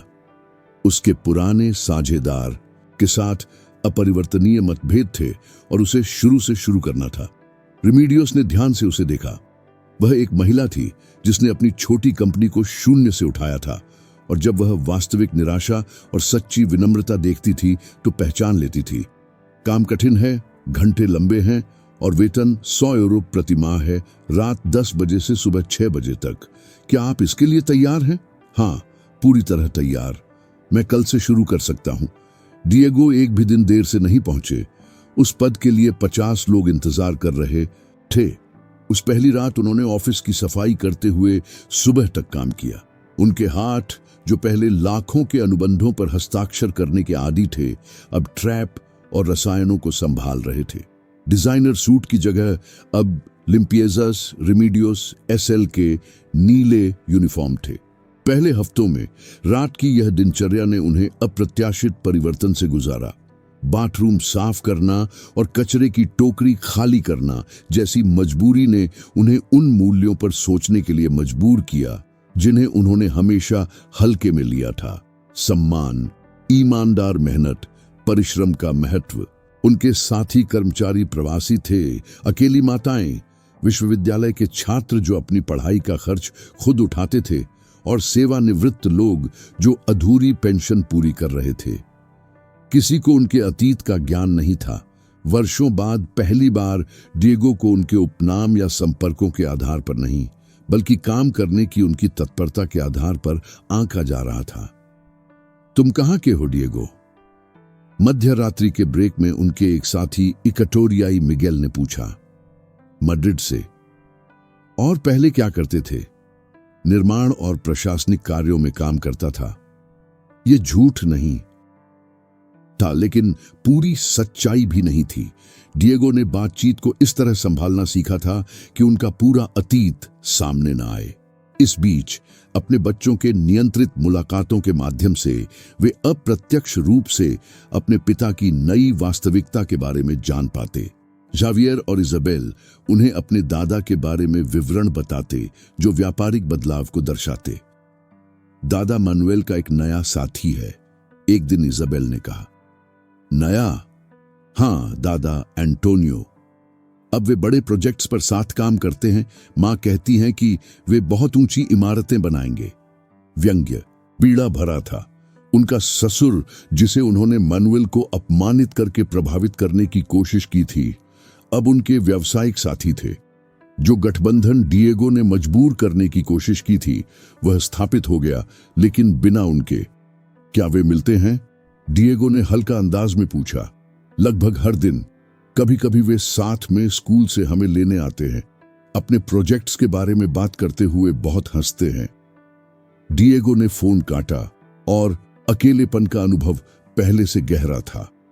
उन्होंने केवल अपने पिता को खोया ही नहीं था, बल्कि अनजाने में मानुएल और एंटोनियो के बीच एक मित्रता और व्यावसायिक साझेदारी का निर्माण किया था, जो शायद उनके विनाशकारी हस्तक्षेप के बिना कभी नहीं होती। सफाई में काम शुरू करने के 1 महीने बाद डिएगो ने एक दिनचर्या स्थापित की थी जो उन्हें कुछ स्थिरता देती थी, यद्यपि न्यूनतम। वे लावा पीएस के छात्र आवास में एक कमरा साझा करते थे, 400 यूरो प्रति माह का भुगतान करते। उनके खर्च केवल मूलभूत भोजन, सार्वजनिक परिवहन और बच्चों से कॉल तक सीमित थे। शारीरिक परिवर्तन स्पष्ट था। शारीरिक श्रम और साधारण भोजन के कारण उनका वजन घट गया था। उनका कपड़ा साधारण, व्यावहारिक और सस्ता था। उनके हाथ, जो पहले ऑफिस के काम के कारण कोमल थे, अब औजार संभालने से खुरदरे हो गए थे, लेकिन मानसिक और भावनात्मक परिवर्तन और भी गहरा था। सब कुछ खोने ने डिएगो को यह पुनर्विचार करने पर मजबूर किया कि व्यक्तिगत सम्मान और मूल्य का असली अर्थ क्या है। अपने व्यस्क जीवन में पहली बार वह केवल अपनी मेहनत पर निर्भर थे, बिना किसी पारिवारिक सहायता या विशेष संबंधों के। एक रात जब वे टोरे पिकासो बिल्डिंग के ऑफिस साफ कर रहे थे, उन्होंने एक खिड़की के सामने रुककर मैड्रिड का विस्तृत दृश्य देखा। शहर उनके सामने चमक रहा था, जीवन, अवसर और सपनों से भरा हुआ। उन्होंने उन समयों को याद किया जब उन्होंने अपने पुराने कार्यकारी ऑफिस से इसी तरह के दृश्य देखे थे, यह मानते हुए कि उनकी सफलता उनके व्यक्तिगत प्रयास और प्रतिभा के कारण थी। अब वे समझ गए कि उस सफलता का बड़ा हिस्सा विरासत में मिले विशेषाधिकार और दिए गए अवसरों का परिणाम था। अब वे हर यूरो जो कमाते थे असली मेहनत, सच्चे पसीने और सीखी गई विनम्रता का परिणाम था। पहली बार क्रिसमस की रात के बाद उन्होंने आशा की झलक महसूस की, न कि अपनी पुरानी जिंदगी लौटाने के लिए, बल्कि कुछ नया और वास्तविक बनाने के लिए, कुछ ऐसा जो मैनुएल ओर्टेगा जैसे व्यक्ति को गर्व महसूस करा सके, भले ही वह इसे अब न देख पाते। मार्च आया, वसंत का वादा लेकर, और डिएगो 3 महीने से सफाई कंपनी में काम कर रहे थे। उनका जीवन सरल लेकिन सम्मानजनक दिनचर्या में व्यवस्थित हो गया था। रात में काम करना, सुबह सोना, दोपहर में नौकरी की तलाश करना और अपने बच्चों से सावधानीपूर्वक निर्धारित कॉल के माध्यम से नियमित संपर्क बनाए रखना। एक दोपहर नौकरी खोजते हुए उनकी पारिवारिक स्थिति के प्रति दृष्टिकोण में मूलभूत बदलाव आया। एक छोटी मरम्मत कंपनी के असफल इंटरव्यू के बाद उन्होंने अपने साझा कमरे में लौटने से पहले मन को शांत करने के लिए रिटायरो पार्क में टहलने का फैसला किया। ताजी हवा और पेड़ों की पहली हरी पत्तियां कठिनाइयों के बीच उन्हें शांति का क्षण प्रदान कर रही थीं। जब वे स्टैच्यूज के रास्ते पर टहल रहे थे तो वे तालाब के पास एक दृश्य देखकर स्तब्ध रह गए। मानुएल और एंटोनियो एक बेंच पर बैठकर उत्साहपूर्वक बातचीत कर रहे थे। फोल्डेबल टेबल पर वास्तु योजनाएं फैली हुई थीं। दोनों पुरुष आरामदायक मुस्कुराते हुए अपने पेशेवर सहयोग का आनंद ले रहे थे। डिएगो के लिए सबसे अधिक प्रभावशाली यह नहीं था कि वे साथ थे, बल्कि यह देखना था कि उनके पिता का रूपांतर कितना हुआ था। मानुएल जीवंत, ऊर्जा और उत्साह से भरे हुए योजनाओं में विवरण बताते हुए उनकी आंखों में वास्तविक उत्साह चमक रहा था। पर्यटकों के समूह में छिपकर डिएगो ने उनकी बातचीत के कुछ अंश सुने। मुख्य संरचना अतिरिक्त 2 मंजिलों का भार आसानी से सह सकती है, मानुएल कह रहे थे, योजनाओं में रेखाएं खींचते हुए। शानदार मानुएल, गहरे नींव के आपके अनुभव की हमें बिल्कुल जरूरत थी। एंटोनियो, तुम्हारे साथ काम करना मेरे करियर के सबसे अच्छे निर्णयों में से एक रहा है। हमें यह सालों पहले करना चाहिए था। मैं पूरी तरह सहमत हूं। मुझे लगता है कि यह साझेदारी हमारी कल्पना से भी ज्यादा सफल होगी। डिएगो को दर्द और सम्मान का मिश्रित भाव महसूस हुआ। उनके पिता ने न केवल एक व्यावसायिक साथी पाया था, बल्कि एंटोनियो में एक सच्चा दोस्त भी पाया था। उनके बीच की मित्रता स्पष्ट और प्राकृतिक थी। डिएगो के लिए सबसे दर्दनाक यह समझना था कि उनके पिता वर्षों से ज्यादा खुश और संतुष्ट लग रहे थे। उनके बेटे की कमी ने उन्हें नष्ट नहीं किया, बल्कि अधिक प्रामाणिक और संतोषजनक संबंध बनाने का अवसर दिया। देखते हुए उन्होंने कुछ हफ्ते पहले एंटोनियो के शब्द याद किए, मानुएल ओर्टेगा वह आदमी है जिसके साथ मैं व्यवसाय करना चाहता हूं। अब उन्हें इसका पूरा अर्थ समझ आया। यह केवल प्रतिस्पर्धा या आर्थिक सुविधा का मामला नहीं था, बल्कि ईमानदार पुरुषों के बीच आपसी सम्मान का मामला था। पोते पोतियों का क्या हाल है? एंटोनियो ने एक योजना को रोल करते हुए पूछा। खवियर और इजाबेल अद्भुत हैं, बुद्धिमान, लचीले और अपनी उम्र से परिपक्व। उन्होंने इस पूरे पारिवारिक संकट को इतनी समझदारी से संभाला कि मैं हैरान हूं। यह तुम्हारी शिक्षा का फल है मानुएल। मुझे उम्मीद है कि ऐसा ही है। उनके पिता के निर्णयों के लिए वे दोषी नहीं हैं। डिएगो ने महसूस किया कि उसकी आंखों में आंसू चुभ रहे थे।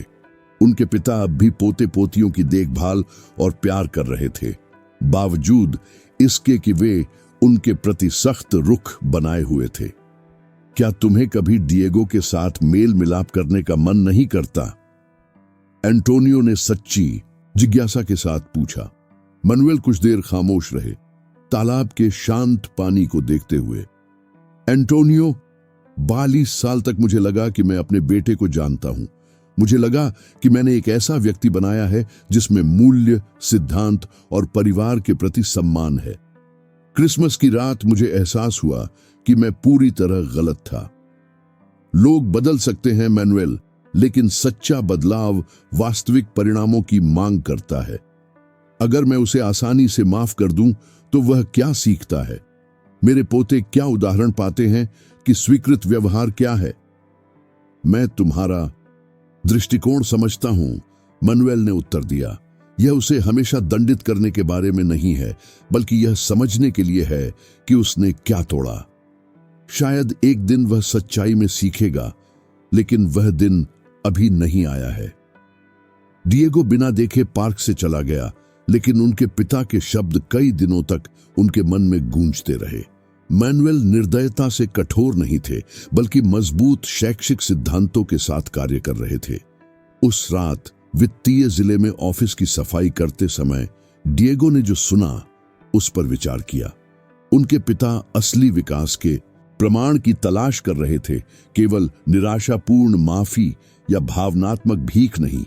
उन्होंने अपने आप से पूछा, क्या मैं वास्तव में विकसित हुआ हूं या सिर्फ अपने पुराने दर्जे को वापस पाने तक जीवित हूं? अगले हफ्तों में डिएगो ने अपनी परिवर्तन प्रक्रिया का ईमानदारी से मूल्यांकन किया।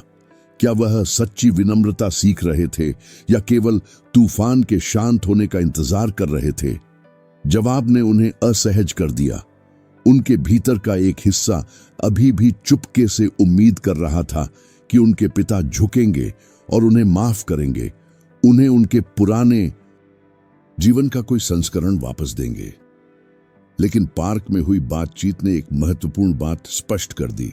मैनुएल आगे बढ़ चुके थे। वे नहीं चाहते थे कि डिएगो लौटे। उन्होंने उनके बिना एक समृद्ध और संतोषजनक जीवन बना लिया था। अगर भविष्य में कोई मेल मिलाप होना था, तो डिएगो को सच्चा बदलाव दिखाना होगा। केवल अस्थायी परिणाम भुगतने से काम नहीं चलेगा, और इसके लिए अधिक मेहनत और व्यक्तिगत विकास की आवश्यकता होगी, जितनी उन्होंने कल्पना भी नहीं की थी। असली सवाल अब यह नहीं था कि उनके पिता उन्हें कब माफ करेंगे, बल्कि कि वे खुद कब उस माफी के योग्य बनेंगे। यह समझ उनके व्यक्तिगत सुधार की पूरी नई चरण की शुरुआत थी। दिसंबर फिर से मैड्रिड आया, अपनी ठंड और क्रिसमस की रोशनी के साथ, याद दिलाते हुए कि ठीक 1 साल पहले डिएगो की जिंदगी तबाह हुई थी। अपनी रात की सफाई की ड्यूटी खत्म करने के बाद वे रोशन सड़कों पर टहल रहे थे और सजावट वाले दुकानों के सामने रुकते, जो खुशी भरे पारिवारिक दृश्यों के साथ थे, जो उन्हें दुख के साथ याद दिलाते थे कि उन्होंने क्या खो दिया। बीते 12 महीनों में उनका परिवर्तन पूरी तरह से हो चुका था। अब वह वही अभिमानी और विशेषाधिकार वाला व्यक्ति नहीं थे जिसने अपने पिता को अपमानित किया था। शारीरिक श्रम, आर्थिक कठिनाइयां और मजबूर एकाकीपन ने उन्हें एक पूरी तरह अलग संस्करण में ढाल दिया था। उनके खुरदरे हाथ, साधारण कपड़े और तपता चेहरा मेहनत से सीखी गई विनम्रता की कहानी कहते थे। उनकी सफाई कंपनी की पर्यवेक्षक रेमेडियोस ने उनके विकास को नोट किया और उन्हें नई जिम्मेदारियां दी। डिएगो, मैं चाहती हूं कि तुम टॉरस काई के नए कॉन्ट्रैक्ट की नाइट टीम का समन्वय करो। पिछले हफ्ते उन्होंने कहा, पूरे साल तुम्हारा काम उत्कृष्ट रहा है और ग्राहक ने विशेष रूप से अनुरोध किया कि तुम्हें उनकी सुविधाओं में नियुक्त किया जाए। मासिक वेतन 28 यूरो बढ़ने से वे कैराबैंचल में अपना खुद का अपार्टमेंट ले सके। यह शानदार नहीं था, लेकिन गरिमा का प्रतीक था। उन्होंने सेकंड हैंड फर्नीचर खरीदा, दीवारों को अपने बच्चों की तस्वीरों से सादगी पूर्वक सजाया और एक साधारण लेकिन वास्तविक घर बनाया। जवियर और इज़ाबेल के साथ साप्ताहिक कॉल उनके जीवन का सबसे मूल्यवान समय बन गए थे। बच्चे बड़े हो चुके थे और उनकी बातचीत में एक भावनात्मक परिपक्वता दिखती थी जो डिएगो को लगातार चकित करती थी। पापा, क्या आप वास्तव में ठीक हैं? इज़ाबेल ने अपनी आखिरी फोन कॉल में पूछा। पापा, आपकी आवाज अलग लग रही है। अधिक शांत, उनकी 13 साल की बेटी ने कहा। शांत? हाँ, यह सच था। पहले हमेशा ऐसा लगता था कि डिएगो कहीं महत्वपूर्ण भाग रहे हैं। अब वे ऐसे लग रहे थे जैसे वे वहीं हैं जहां होना चाहिए। इसाबेल की टिप्पणी ने उन्हें गहराई से प्रभावित किया। दशकों में पहली बार वे लगातार अगली उपलब्धि, पदोन्नति या भौतिक वस्तु के पीछे नहीं भाग रहे थे। क्या तुम्हें लगता है कि कभी दादा मनुएल से बात करोगे? इसाबेल ने पूछा। पता नहीं, डिएगो ने सोच समझकर जवाब दिया। यह उनसे उतना ही संबंधित है जितना मुझसे, लेकिन मैं चाहूंगा कि वे करें। मैं चाहूंगा कि उन्हें पता चले कि मैंने बदल गया हूं, न कि खोई चीजें वापस पाने के लिए, बल्कि यह दिखाने के लिए कि मैंने आखिरकार वे सबक समझ लिए जो वे हमेशा मुझे सिखाना चाहते थे। क्रिसमस की पूर्व संध्या पर, जब वे मैड्रिड की सबसे प्रतिष्ठित इमारतों में से एक के कार्यकारी तल की अपनी नियमित सफाई ड्यूटी कर रहे थे, डिएगो उन खिड़कियों के सामने रुके जो शहर का रोशन दृश्य दिखा रही थी। 1 साल पहले उन्होंने विलासिता, पारिवारिक डिनर और अनंत सुविधाओं का आनंद लिया था, लेकिन वे खाली महसूस कर रहे थे, बाहरी स्वीकृति पर निर्भर और असली उद्देश्य से वंचित। अब केवल एक खाली ऑफिस में सुबह 3 बजे एक मामूली वेतन कमा रहे और एक छोटे अपार्टमेंट में रह रहे, उन्हें अपने वर्षों के विशेषाधिकार के दौरान अज्ञात आंतरिक शांति का अनुभव हुआ। उनके फोन पर जवियर का संदेश आया। पापा, दादा मानुएल ने आज आपके बारे में पूछा। डिएगो का दिल तेजी से धड़कने लगा। यह पिछले 12 महीनों में पहली बार संकेत था कि उनके पिता ने उनकी मौजूदगी का जिक्र किया। उन्होंने तुरंत जवाब दिया। क्या पूछा? कि क्या हमें पता है कि आप कैसे हैं? क्या आपके पास काम है और रहने की जगह है? हमने उन्हें बताया कि आप ठीक लग रहे हैं, लेकिन हमें विवरण नहीं मिला क्योंकि आप हमें परेशान नहीं करना चाहते थे। और उनका प्रतिक्रिया कैसी थी? वे लंबे समय तक खामोश रहे। फिर उन्होंने कहा, आशा है कि वह वही सीख रहा है जो उसे सीखना चाहिए। डिएगो ने संदेश कई बार पढ़ा। यह न तो माफी थी और न ही वापसी का निमंत्रण, लेकिन पूरी अनदेखी भी नहीं। यह एक सतर्क आशा थी। उस रात ड्यूटी समाप्त करने के बाद वे San Jeronimo El Real church गए, जो क्रिसमस सेवा के लिए खुला था। वे कभी विशेष रूप से धार्मिक नहीं थे, लेकिन पिछले साल की सोच और अकेलापन उन्हें आध्यात्मिकता के करीब ले आया था। वे एक बेंच पर बैठे रोशन वेदी को निहारते हुए और उस दुर्भाग्यपूर्ण क्रिसमस के बाद पहली बार वास्तविक आभार महसूस किया। उन्होंने अपनी संपत्ति, स्थिति, विवाह या पारिवारिक संबंधों को नहीं पाया था, लेकिन उन्होंने कुछ पाया जो उन्हें पता नहीं था कि खो गया था। असली आत्मसम्मान। वह आदमी जिसने अपने पिता को अपमानित किया था, भौतिक संपत्ति में समृद्ध था, लेकिन चरित्र में गरीब था। अब रात में कार्यालयों की सफाई करते हुए उन्होंने संपत्ति खो दी, लेकिन व्यक्तिगत गरिमा पाई। सुबह चर्च से बाहर निकलते हुए डिएगो ने एक निर्णय लिया जिसे उन्होंने हफ्तों तक सोचा था। वे सीधे अपने पिता से संपर्क नहीं करेंगे, कानूनी सीमाओं का सम्मान करेंगे, लेकिन एक पत्र लिखेंगे। यह माफी की मांग या मेल मिलाप की भीख नहीं होगी, बल्कि आभार की अभिव्यक्ति, प्राप्त परिणामों की न्यायिकता की मान्यता और अपने व्यक्तिगत विकास की जानकारी होगी। यह उनकी आंतरिक परिवर्तन को पूरा करने के लिए आवश्यक कदम था, क्योंकि उन्होंने समझ लिया था कि असली परिपक्वता यह नहीं है कि आप क्या चाहते हैं, बल्कि यह है कि आप कौन बनते हैं। पहली बार डिएगो खुद पर गर्व महसूस कर रहे थे। पत्र क्रिसमस के दिन की पहली घंटों में लिखा गया, उनके जीवन का सबसे महत्वपूर्ण दस्तावेज बन गया। यह आवेगी नहीं था, यह कई दिनों की सोच, कई ड्राफ्ट और स्वयं के प्रति ईमानदारी के बाद लिखा गया। वे कैराबांचल के अपने छोटे अपार्टमेंट की छोटी मेज पर बैठे, पड़ोस की क्रिसमस की चुप्पी से घिरे, एक सस्ते कॉफी कप और कोने से खरीदा सादा कागज लेकर। प्रिय पापा, उन्होंने शुरू किया और फिर उन शब्दों को रद्द कर दिया। 12 महीनों के बाद मुझे उस पारिवारिक निकटता का कोई अधिकार नहीं है। अंततः उन्होंने लिखा, प्रिय मनुएल, मुझे पता है कि मुझे आपसे बात करने का अधिकार नहीं है और मैं आपके संपर्क न करने के निर्णय का पूरी तरह सम्मान करता हूं। यह पत्र किसी उत्तर या मेल मिलाप की उम्मीद नहीं करता। मुझे बस कुछ बातें व्यक्त करनी है जो मैंने इस साल सीखी हैं, जिसने मेरे जीवन को हमेशा के लिए बदल दिया। 4 घंटे तक डिएगो ने अपने दुखों का विवरण नहीं बल्कि अपनी आंतरिक वृद्धि की प्रक्रिया को लिखा। उन्होंने अपनी रात की ड्यूटी को श्रम की गरिमा की शिक्षा के रूप में वर्णित किया, अपने मामूली अपार्टमेंट को आत्मनिर्भरता की सीख के रूप में बताया। 42 वर्षों तक उन्हें लगा कि सब कुछ उन्हें जन्म से मिलना चाहिए क्योंकि वे उनके बेटे हैं। अब उन्हें समझ में आया कि जन्म से कुछ भी नहीं मिलता। सम्मान क्रियाओं से जीता जाता है, उपनाम से नहीं। गरिमा चरित्र से बनती है, बैंक खाते से नहीं। उन्होंने लिखा कि कैसे अपने पिता की एंटोनियो के साथ व्यावसायिक साझेदारी को दूर से देखते हुए उन्हें समझ में आया कि मनुएल ने वह वास्तविक सहयोग पाया जिसे वे कभी पेश नहीं कर सके।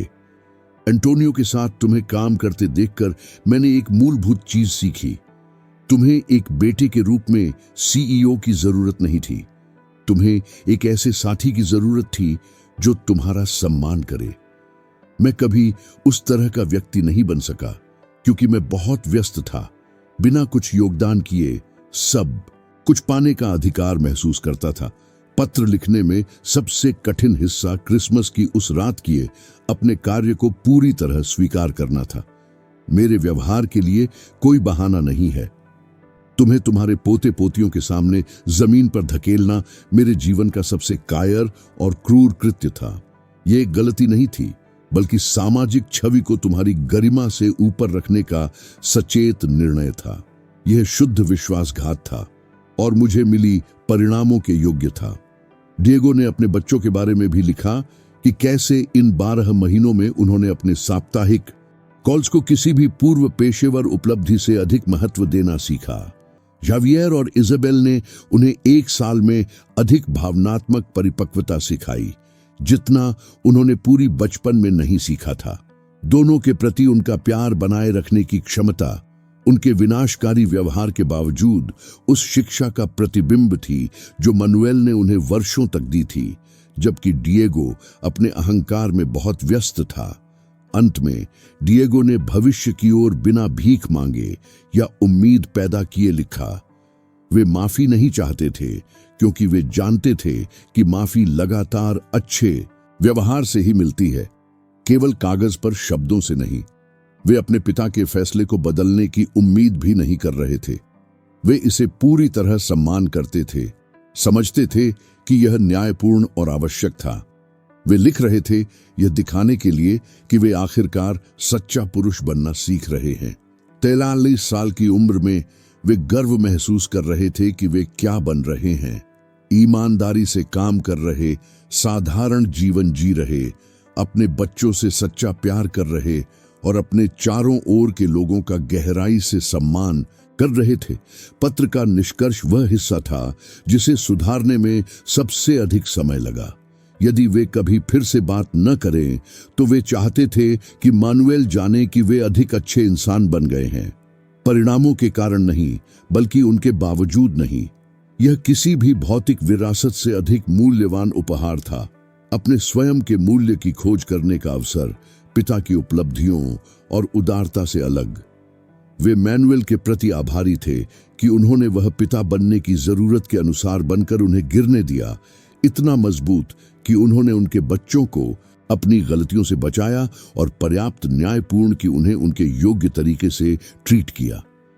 गहरी श्रद्धा और अनंत प्रेम के साथ डिएगो ने पत्र बंद किया। इसे 1 सप्ताह तक हर रात पढ़कर सुनिश्चित किया कि हर शब्द उनकी सच्ची भावनाओं को दर्शाता हो। अंततः 2 जनवरी को उन्होंने इसे प्रमाणित डाक से भेजा। 3 सप्ताह बाद उन्हें जवाब मिला, उनके पिता के परिचित हाथ से लिखा हुआ एक पृष्ठ। डिएगो, मैंने तुम्हारा पत्र प्राप्त किया और कई बार पढ़ा। मुझे खुशी है कि तुम ठीक हो और व्यक्ति के रूप में बढ़ रहे हो। यह विकास वही है जो मैं उम्मीद कर रहा था। मैं अभी व्यक्तिगत संबंध फिर से शुरू करने के लिए तैयार नहीं हूं और शायद कभी भी नहीं रहूंगा, लेकिन मैं चाहता हूं कि तुम जानो कि मुझे उस व्यक्ति पर गर्व है जो तुम बनना चुन रहे हो। उसी रास्ते पर चलो, मैनुएल। डिएगो ने उस उत्तर को अपना सबसे मूल्यवान खजाना माना। यह मेल मिलाप नहीं था लेकिन मान्यता थी। यह माफी नहीं थी लेकिन सम्मान था। पहली बार उस क्रिसमस की रात के बाद उन्होंने पूर्ण शांति महसूस की। उन्होंने सीखा कि कुछ रिश्ते सुधार नहीं सकते, लेकिन व्यक्तिगत विकास हमेशा संभव है।